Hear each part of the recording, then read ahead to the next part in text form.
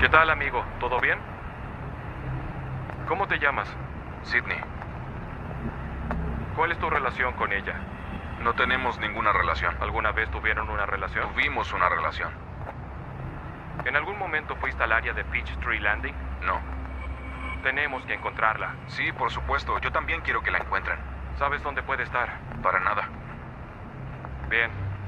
Te lo agradezco. De nada. Algo no me cuadra.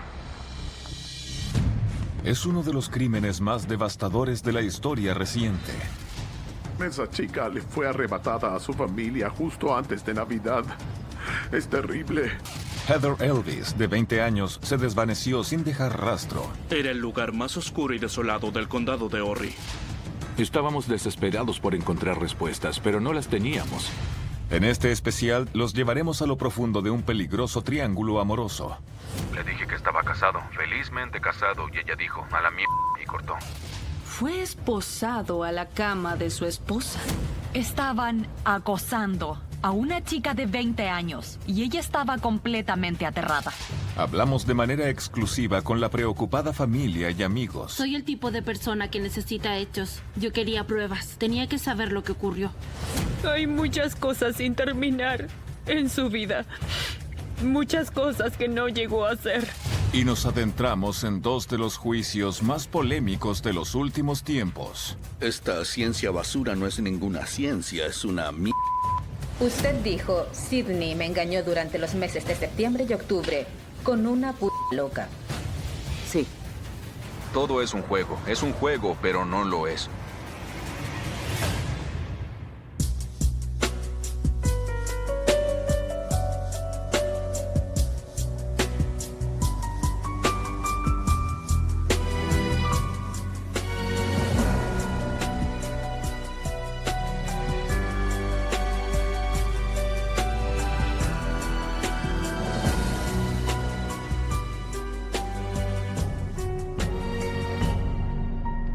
Quiero que la gente sepa la verdad. Ella merece ser encontrada.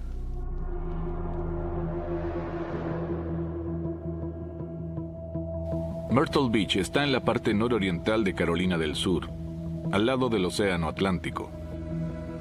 Es un área para turistas en tránsito. Aquí vemos hasta 18 millones de turistas en la temporada de verano. A pocos kilómetros del centro, hay un pequeño aparcadero de botes llamado Peachtree Landing. A mediodía es bastante concurrido por navegantes de bote y de kayak, pero por la noche es muy diferente. Es muy oscuro. Es un lugar al que no irías si no quieres ser visto. El 19 de diciembre, cerca de las 9 p.m., Kenneth Canterbury, oficial de policía del condado de Horry, es enviado a Peachtree Landing por un reporte de vehículo sospechoso. En el muelle Peachtree Landing no había luces y no había gente. Es un lugar donde iban los chicos a hacer cosas para pasar el rato, besarse y cosas típicas de adolescentes. Era el lugar más oscuro y desolado del condado de Horry. Cuando llegó el oficial, vio un auto Dodge Intrepid verde que no estaba estacionado normalmente. No estaba paralelo y perpendicular, estaba atravesado en varios espacios y, según los testigos, llevaba ahí un par de noches.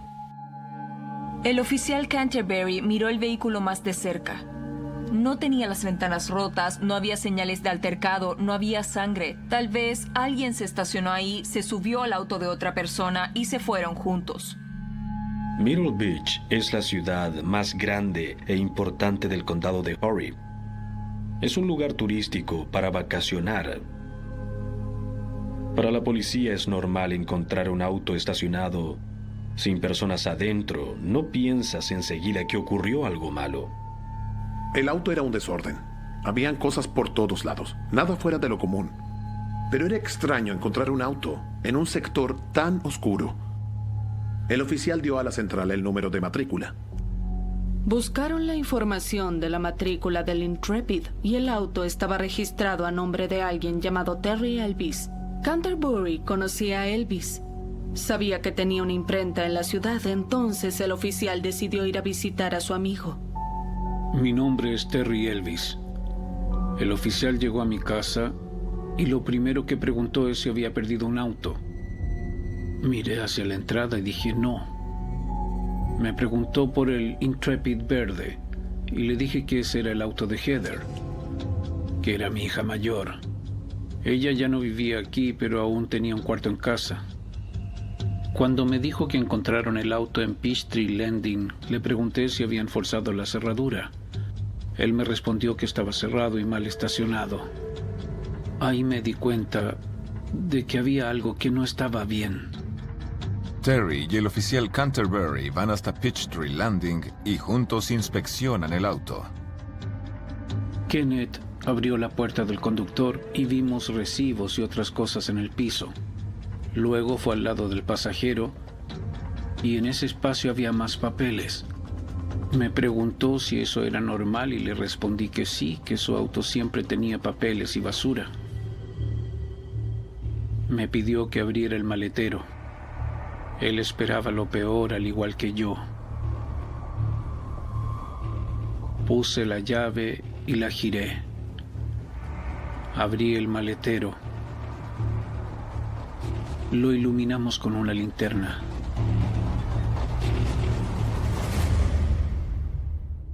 No cabía ni un alfiler ahí dentro. Estaba lleno de cosas. Tenía identificaciones antiguas, una tarjeta de débito y también otras cosas. Pero no había nada que en ese momento pudiéramos decir que era de valor como prueba. No había billetera, llaves, teléfono o libreta de notas. Sin señales del paradero de Heather, la preocupación de Terry aumenta. Supimos que ocurría algo malo. La última noche que la vi, ella fue a casa a buscar la guitarra. Y ahí conversamos un momento. Habíamos armado el árbol de Navidad. Y ella se veía muy feliz cuando se fue. Comencé a llamarla por teléfono. Llamé al número de Heather una y otra vez. Y siempre me enviaba el buzón de voz. Yo estaba desconcertado y muy preocupado. Fue muy inusual. Nos enviaba el buzón de voz como si su teléfono estuviera apagado. Ella nunca dejaba que su teléfono se apagara. Entraba en pánico cuando le quedaba 30% de batería. Era como una extensión de su cuerpo. Una chica con trabajo estable, con familia y amigos que la amaban, no tenía absolutamente ninguna razón para irse de la ciudad. Fue extraño. El oficial de policía no sabía qué pensar y tampoco el padre, pero no encontraron nada que indicara que se había cometido un crimen, por lo que el señor Elvis condujo el auto a su casa. Enseguida, Terry presenta un reporte de persona desaparecida por Heather, su amada hija de 20 años. Soy Debbie Elvis. Soy la madre de Heather. Debía nacer en julio, pero era impaciente y llegó un poco antes. Fue un parto bastante rápido. Me puse una bata y entré al parto. Me preguntaron si quería niño o niña. Ella nació antes de poder responder. Era una niña y para mí fue algo increíble. Era nuestra hija del medio. Chris es 10 años mayor que Heather y Heather es 4 años mayor que Morgan. Los tres eran muy unidos. Se querían mucho. Soy Morgan y Heather es mi hermana. Éramos muy unidas. Cuando niñas, siempre nos metíamos en cosas que no debíamos. A ella le encantaba el color, le encantaba pintar, le gustaba cantar, pero no frente a la gente. Mi baño estaba justo debajo del suyo y por las mañanas yo me sentaba ahí y podía escucharla cantar por el ducto de ventilación y eso me encantaba. Pero nunca se subió a un escenario. Se negaba absolutamente. No le gustaba. Ella llenaba cualquier lugar donde iba. Si pudiera asociarla con un color, ese sería el amarillo. O a una flor, ella sería un campo de flores. Al final de su adolescencia, Heather también desarrolla un lado serio. Nuestros hijos crecieron en la iglesia y ella viajó como misionera a Puerto Rico. Nos contó que fue a la casa de una mujer mayor y tenía agujeros en el techo. Ellos trabajaron todo el día y se lo parcharon. Le entusiasmaba hacer cosas como esa. Cuando estaba en secundaria consiguió un trabajo. Le encantaba trabajar. Cuando se graduó de secundaria trabajó como mesera en el Tilted Kilt. Mi nombre es Brianna Kulzer. Heather Elvis era mi compañera de apartamento y mi mejor amiga. Heather y yo nos conocimos en el trabajo. Ella era anfitriona, los clientes y los empleados la querían mucho. Al principio Heather y yo no nos llevábamos muy bien, porque la consideraba hiperactiva e intensa, hasta que me tomé el tiempo para conocerla. Heather era muy independiente. No le gustaban las reglas de la casa ni tampoco cumplir horarios. Por eso, cuando cumplió 18 años, se fue a vivir con unas amigas. Terminó mudándose conmigo. Ella era muy desordenada. Yo limpiaba y ordenaba, y 5 minutos después era como si hubiera caído una bomba en mi apartamento. Más allá de su trabajo en el restaurante, las metas de Heather están en su carrera artística. Ella se graduó de secundaria con una licencia de cosmetóloga y de verdad era muy buena en eso. Sabía elegir el color de cabello y el maquillaje apropiado para cada persona. Daba en el blanco con los colores. Había ido a una entrevista de trabajo el mismo día que desapareció. La contrataron para hacer maquillajes en un salón de belleza, lo cual le encantaba. Le apasionaba hacer eso. Horas después de que la policía encuentra el auto de Heather, Terry y Debbie investigan un dato importante.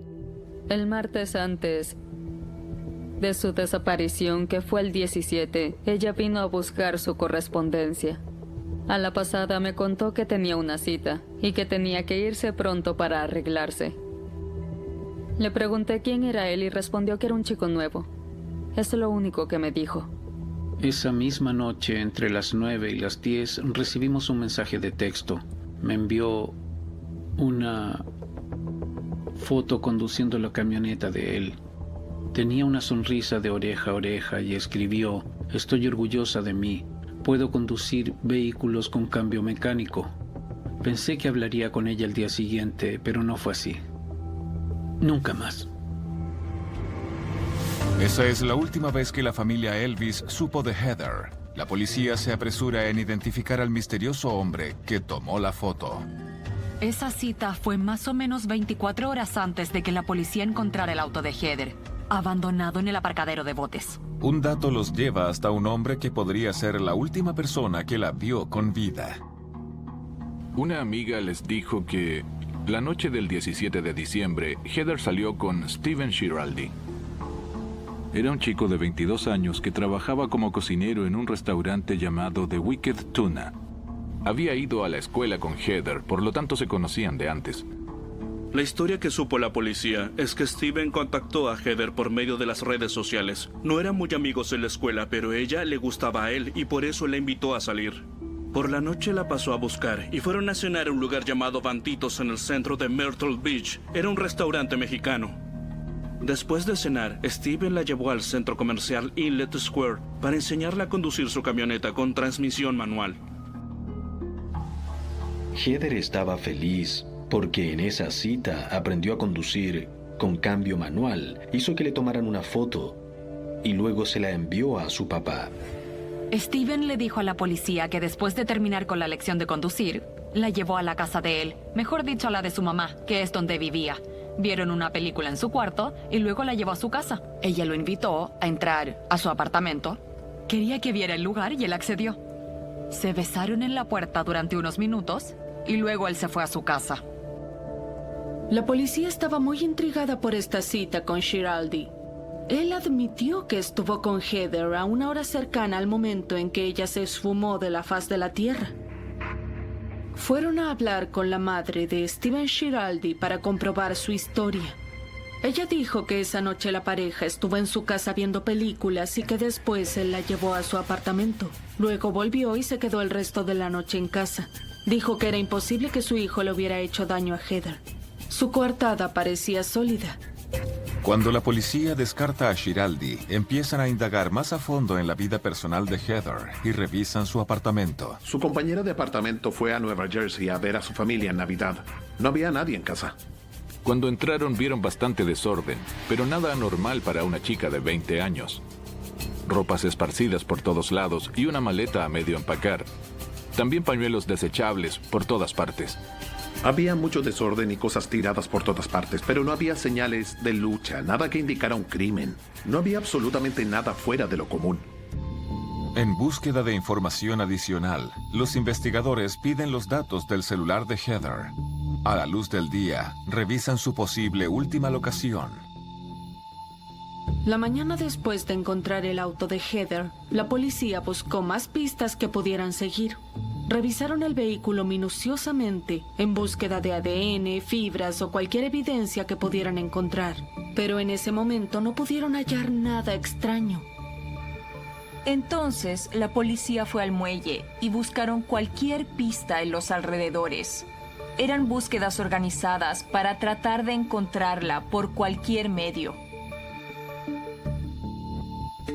Para tener más información de la vida social de Heather, van a su lugar de trabajo. Tittle Killed es un bar-restaurante, una especie de copia de lo que es Hooters, chicas lindas con ropa sexy y comida común y corriente.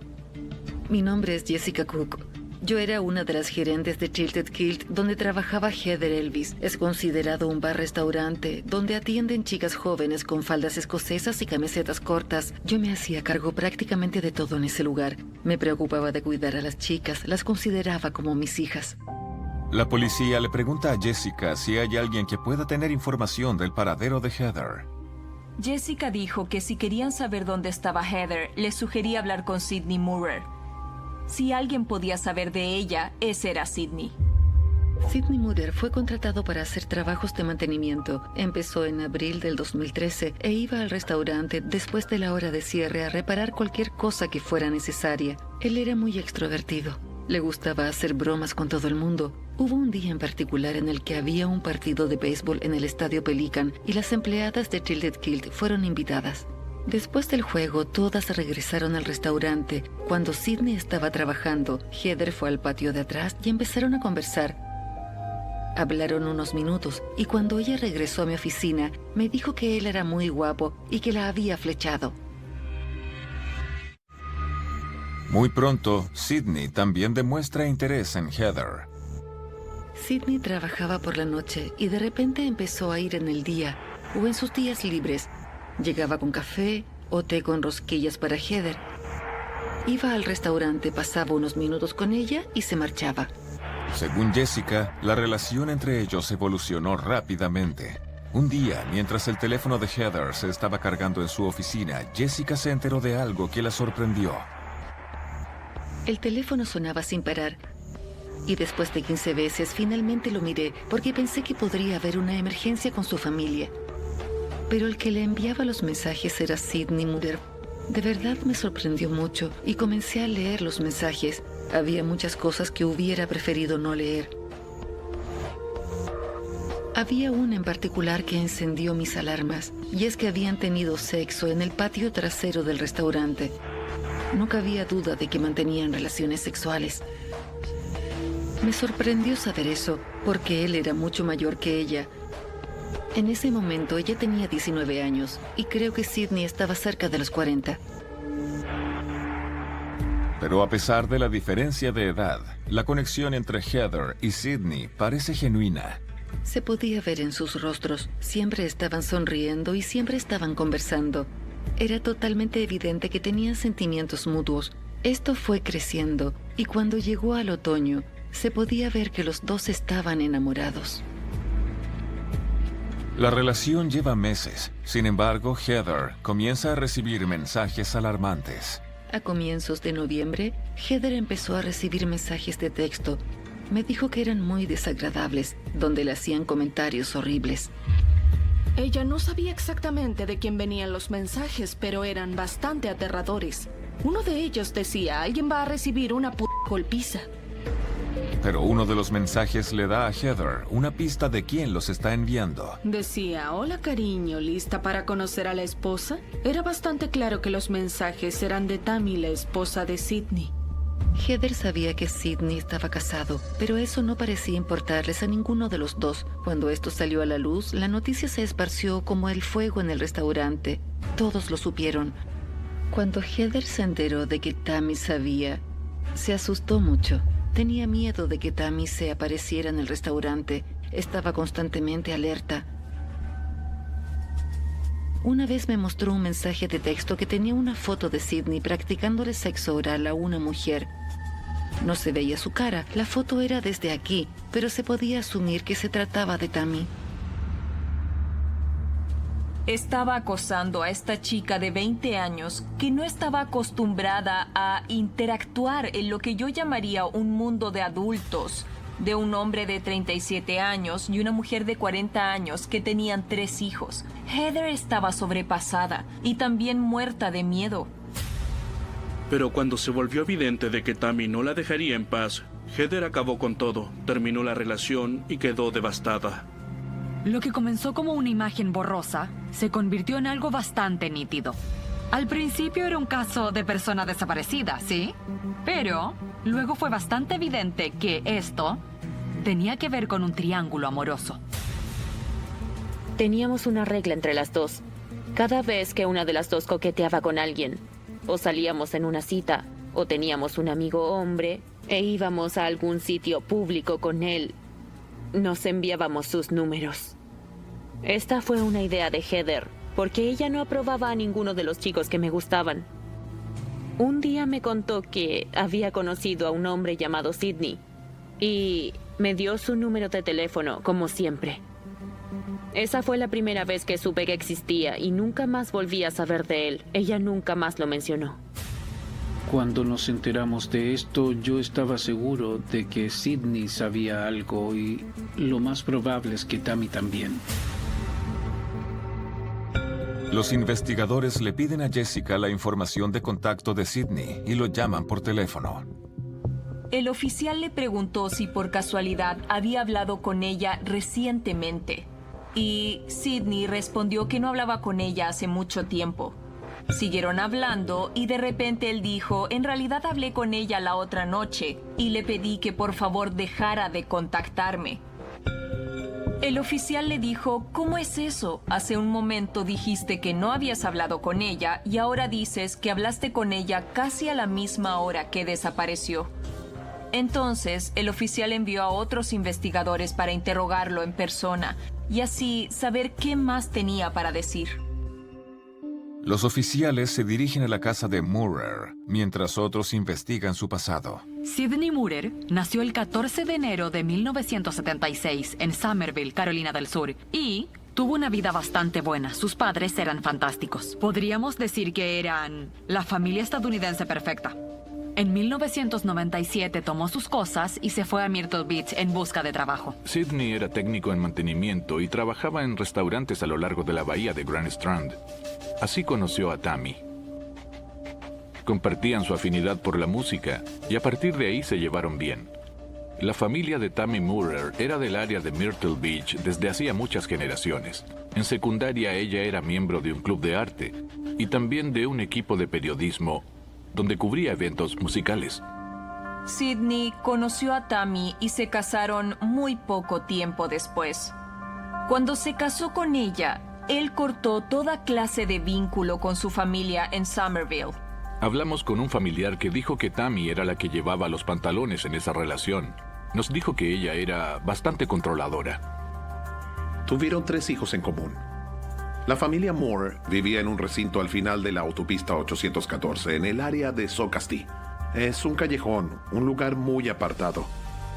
Para el resto, parecía que Tammy y Sidney Murrer eran la típica familia feliz. Estaban enamorados de Disney. Les encantaba. Los Murrer iban todos los años a Disneylandia, a veces más de una vez al año. De hecho, según lo que supimos, los niños recibían educación en casa porque la familia viajaba mucho y perderían asistencia en una escuela normal. La certeza. Si me equivoqué. Los oficiales llegan a la casa de los Murrer para interrogar a Sidney acerca de su relación con Heather. Sidney salió a la entrada de autos a hablar con ellos. La cámara del vehículo policial grabó la conversación. No se les puede ver, pero sí se les puede escuchar. ¿Qué tal, amigo? ¿Todo bien? ¿Cómo te llamas? Sidney. ¿Cuál es tu relación con ella? No tenemos ninguna relación. ¿Alguna vez tuvieron una relación? Tuvimos una relación, pero terminé con ella. Sidney le dice a la policía que tuvieron una relación, pero que terminó con Heather en noviembre y que volvió con su esposa. Dijo que ella le dejaba notas en su camioneta para contactarse con él. Sidney llamó a Heather esa noche, pero fue solo para decirle que lo dejara en paz. La relación había terminado un mes y medio antes. Para los investigadores fue muy extraño que después de tanto tiempo la contactara el 18 de diciembre de madrugada. Luego le preguntan a Sidney por su paradero el día 18. ¿En algún momento fuiste al área de Peachtree Landing? No. Tenemos que encontrarla. Sí, por supuesto. Yo también quiero que la encuentren. ¿Sabes dónde puede estar? Para nada. Sidney dijo que no tenía idea de lo que pudo haber pasado con Heather. De hecho, señaló que estaba durmiendo en ese momento y que había sido esposado a la cama por su esposa. Este era un castigo por su amorío con Heather y solo su esposa tenía la llave. A los oficiales les pareció una coartada bastante extraña. Bien, te lo agradezco. De nada. Hay algo que no cuadra. Para reunir más información respecto a la relación de Sidney y Heather, los investigadores contactan a la amiga más cercana de ella, que les da un enfoque diferente de lo que fue esa relación. Ellos se contactan con Bree, que vivía con Heather, y le preguntan por la noche que desapareció su amiga. Esa noche yo estaba con mi familia en Nueva Jersey. A la 1:44 de la madrugada, Heather me llamó llorando muy alterada, con ataque de pánico. Le pregunté qué le pasaba y me dijo que Sidney la llamó diciendo que había dejado a su esposa y que quería volver con Heather. Parecía ser algo muy apremiante. Heather tenía un conflicto con el hecho de ver a Sidney y hablar con él. No sabía si él estaba siendo honesto o no. Creo que ella le tenía terror a Tammy. Le dije, no lo hagas. ¿Por qué le vas a creer? No lo escuches. Él ya le había roto su corazón una vez. ¿Por qué pasaría de nuevo por eso? Le dije que lo pensara bien y que el día siguiente lo hablaríamos. Cuando colgué el teléfono no pensé que ella iría a encontrarse con Sidney y me fui a dormir. Para la policía, el relato de Bree pone más en duda la historia de Sidney.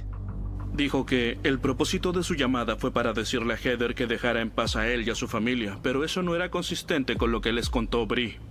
Cuando la policía se enteró por Bree que había declaraciones contradictorias, pidieron los registros del teléfono de Heather Elvis para ver las llamadas que recibió la mañana del 18 cuando desapareció.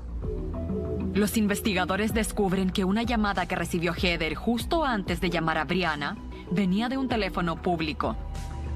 Rastrearon ese teléfono hasta una gasolinera, teniendo en cuenta de que fue de madrugada.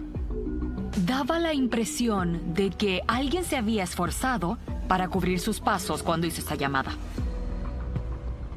Fueron hasta la gasolinera, donde aún tenían el video de vigilancia. Comenzaron a revisar las imágenes y vieron al hombre que había hecho la llamada. No era un video muy nítido, pero se podía distinguir la ropa que llevaba puesta. Se ve cuando un hombre llega al lugar y usa el teléfono público. A la misma hora que Heather recibió la llamada del teléfono público, tuvieron una idea bastante clara de que era Sidney Moore. Sidney dijo que esa noche estaba esposado a su cama y que debido a eso no pudo salir a hacer nada con nadie. Les mintió a los investigadores. Provistos de pruebas de la mentira de Sidney, los investigadores lo llevan a la estación para interrogarlo y ejercer presión. ¿Dónde trabajas? En todas partes. ¿Qué haces en esas partes? Mantenimiento en restaurantes. Querían tener registro acerca de su paradero de esa noche. Tenían la enorme sospecha de que ese hombre sabía más de lo que decía. ¿Trabajas con otra persona? Con mi esposa. ¿Solo con tu esposa? Sí. ¿Esa noche ella estaba contigo? Sí. ¿Se quedaron en la ciudad o volvieron a su casa? Tampoco quiero ser muy gráfico con ustedes. Estamos tratando de arreglar nuestro matrimonio. Entiendo. Tuvimos sexo en el estacionamiento de Broadway. Ya veo. Esa es la parte que no quería graficar. Entiendo. Luego fuimos a Conway y tuvimos sexo en diferentes estacionamientos. ¿Qué tipo de auto conducías? Una camioneta F-50 negra. ¿Su matrimonio estaba en problemas y así trataban de arreglarlo? Parecía un total disparate. Luego la policía le pide a Sidney que cuente con detalles la última llamada que le hizo a Heather la noche de su desaparición. ¿De qué se trató esa conversación? Me preguntó si podíamos vernos y le dije no. Ya dije que estoy tratando de arreglar mi matrimonio. Quiero reparar el error que cometí. Le dije que no volveríamos a vernos, ni a salir, ni nada. Después de hablar con Sidney Murer, estaban bastante convencidos de que él no estaba diciendo toda la verdad. Le dije, estoy casado, felizmente casado, y quiero seguir así. Ella dijo, a la mierda, y cortó. Dejé el teléfono sin volumen y ella llamó 4 veces más. ¿No contestaste? No escuché que estaba sonando. ¿Ella dijo dónde estaba? No, solo dijo que quería verme. ¿Esa noche usaste otro teléfono? ¿Tal vez el de tu esposa? No. Le tendieron una trampa. Fue sensacional. ¿Llamaste de un teléfono público? No. ¿Aún existen esos teléfonos? Tal vez Sidney pensaba que estos policías eran estúpidos. Él mismo se estaba arrinconando y ellos iban tras él. Hubo una llamada hecha a Heather esa noche desde un teléfono público en una gasolinera de la 10ª Avenida. Sí. Y tenemos un video de eso. Entiendo. ¿En algún momento trataste de llamarla? ¿De nuevo? No. ¿No? Puede ser. ¿Te parece si empezamos de nuevo? Es verdad, la llamé desde un teléfono público. Empecemos desde el principio. Pero todo lo que dije, cada cosa, es verdad. Sidney cayó directo en la trampa de los oficiales. Ahí supieron que lo tenían. Podrían hacer que confesara algo. ¿Alguna vez fuiste a Peachtree Landing? Sí, cientos de veces. ¿Cientos de veces? Sí. ¿Cuándo fue la última vez que estuviste ahí? Tal vez hace un año, no recuerdo, hace bastante tiempo. Parecían detalles insignificantes.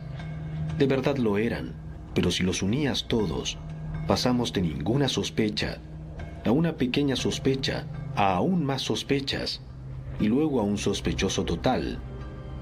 Empezó a ser más evidente y la policía empezó a verlo como un posible asesino, pero seguía siendo un caso extremadamente difícil, porque hacer una llamada telefónica no es un crimen. Luego de dar su declaración, se fue de la estación de policía como un hombre libre. Con la policía investigando a Sidney, la familia Elvis se enfoca en tratar de encontrar a su ser querido.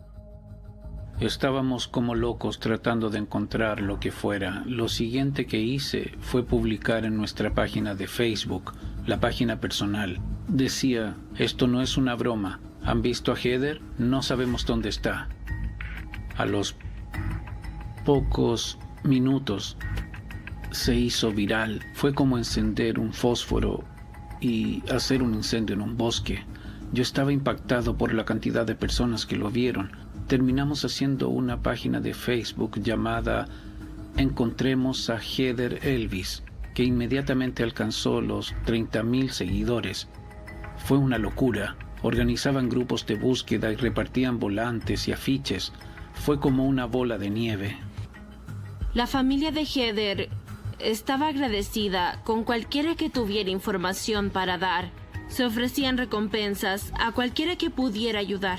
Había letreros publicitarios y afiches de persona desaparecida en todo Myrtle Beach. Fue algo enorme. Al menos 3 personas desaparecidas fueron encontradas muertas en las búsquedas de Heather.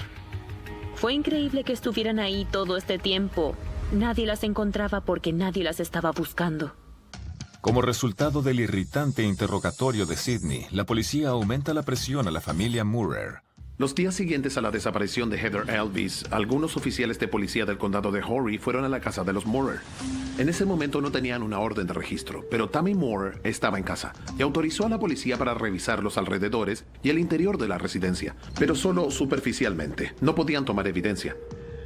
Entonces tomaron fotos sabiendo que iban a volver. En todo momento de la revisión, ella estaba pegada a sus talones. Les decía lo que podían y lo que no podían mirar. De hecho, le pidieron permiso para revisar el interior de la camioneta F-50, pero ella dijo que no tenía las llaves para abrirla, lo cual fue extraño. Otra cosa extraña es que vieron que tenía un sistema de vigilancia, el cual parecía estar en pleno funcionamiento por dentro y por fuera de la casa.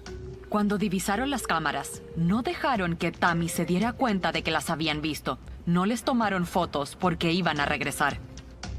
Sin duda, esas cámaras habían captado lo que pasó en esa casa la noche que Heather desapareció. Días más tarde, el 23 de diciembre, la policía obtiene una orden de registro para recolectar evidencia potencialmente crucial. El Departamento de Policía del Condado de Horry envió de vuelta a los detectives para buscar evidencia. Lo primero que llamó su atención es que el sistema de vigilancia que habían visto antes era completamente diferente. Era otro sistema que no tenía nada grabado antes del 21 de diciembre. Ese fue un gran golpe para la policía.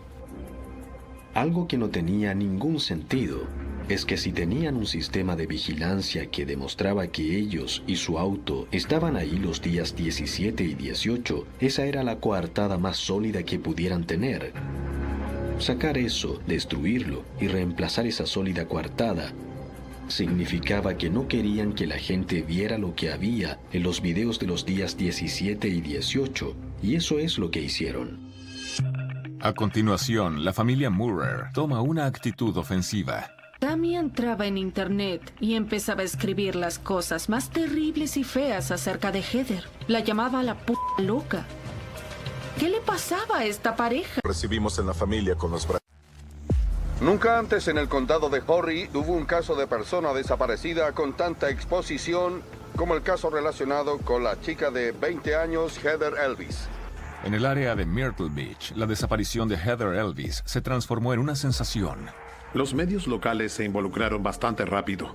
La reconocería si pasara a mi lado. A estas alturas es como si la conociera. Cuando regresé a la ciudad, había una cámara del noticiero instalada fuera de mi apartamento. Supongo que, para el dueño, fue demasiada exposición y terminó desalojándome. Se veía la desesperada búsqueda de respuestas y la frustración. Esa chica le fue arrebatada a su familia justo antes de Navidad. Es terrible, me rompe el corazón. Sobre todo porque es Navidad. Es una época familiar y nos hace falta. De verdad agradecemos los miles de sacrificios que están haciendo todos por ella y por nosotros y el apoyo que nos han dado. Ver a su familia cómo se quiebra una y otra vez ha sido una de las cosas más difíciles. Mientras la televisión amplía el enfoque, los rumores en internet hablan del romance de Heather con Sidney y de Tammy cuando se enteró. Tammy era una mujer despechada, entonces se metía en internet y empezaba a escribir las cosas más terribles y feas acerca de Heather. La llamaba, entre otras cosas, la p*** loca. Y también decía, mi esposo se acostaba con una ramera en el asiento de mi auto. También decía que eso no le importaba porque ella también tuvo un amante durante 2 años. ¿Quién hace eso? ¿Qué pretendía esta mujer escribiendo ese tipo de cosas? También entraba a las redes sociales hablando mal de Heather. ¿Por qué alguien diría ese tipo de cosas de una persona desaparecida? Creo que eso impactó a la comunidad. Todos estaban devastados, pero ella le decía p*** en Facebook para que el público lo leyera. A pesar del comportamiento cada vez más sospechoso de los Murrer, las autoridades no tienen nada para acusarlos. Aún no había causa probable para arrestarlo por esa chica desaparecida. No teníamos un cuerpo ni evidencia de que hubiera ocurrido un crimen. Tampoco había un arma. No había ninguna prueba. Pero luego la policía recibe los ya solicitados registros del celular de Heather. Y es como una bomba. Pudieron conseguir mucha información relacionada con la locación del teléfono.